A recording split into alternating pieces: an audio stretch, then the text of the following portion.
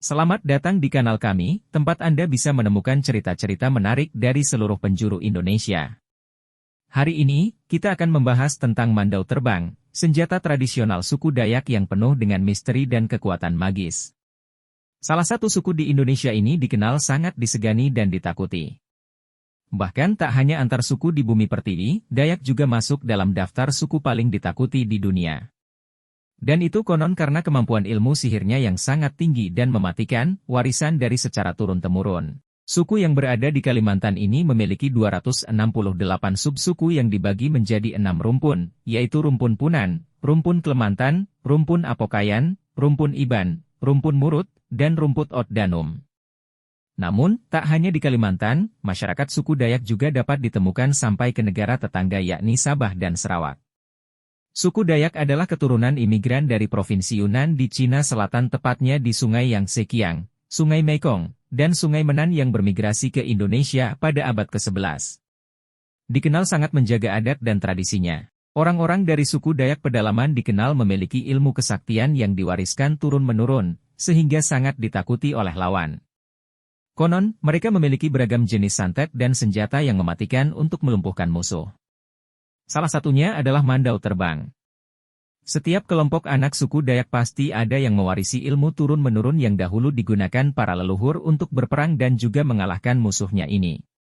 Mandau terbang merupakan senjata tradisional suku Dayak yang disertai ilmu kanuragan dan kekuatan magis yang luar biasa. Mandau terbang telah digunakan secara turun-menurun. Senjata yang secara bentuk seperti parang ini terdiri dari dua bagian, yaitu bilah dan sarungnya. Bilah mandau terbuat dari besi yang ditempa atau baja berat bermata tunggal dan di bagian ujungnya diukir. Umumnya mandau memiliki panjang sekitar 66,5 cm dan lebar 3,5 cm. Bagian gagang mandau terbuat dari kayu dan tanduk. Pada bagian kayu dilapisi dengan jalinan manik-manik berwarna hitam, putih, oranye, hijau, dan kuning. Sementara pada bagian tanduk, selain diukir juga dihiasi dengan bulu binatang berwarna merah, putih, dan hitam. Dan untuk bagian sarung, biasanya terbuat dari kayu yang diberi tali penggantung dari anyaman kulit rotan. Bagi orang Dayak, mandau yang paling suci dan kuat adalah yang dibuat oleh Panglima Sempung dan Panglima Bungai. Keduanya dianggap sebagai dua master terampil paling tinggi dalam pembuatan mandau.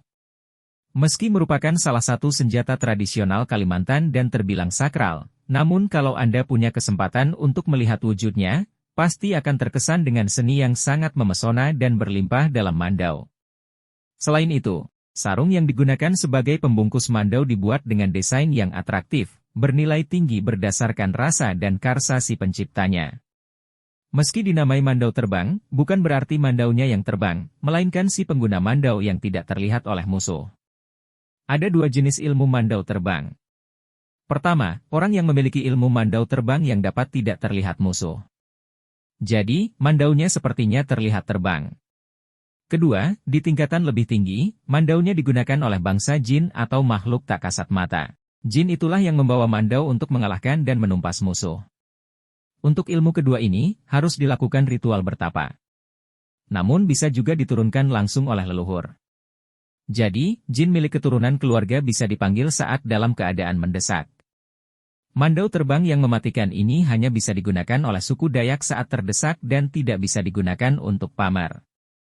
Selain itu juga untuk ditujukan pada orang yang bersalah atau punya niat tak baik.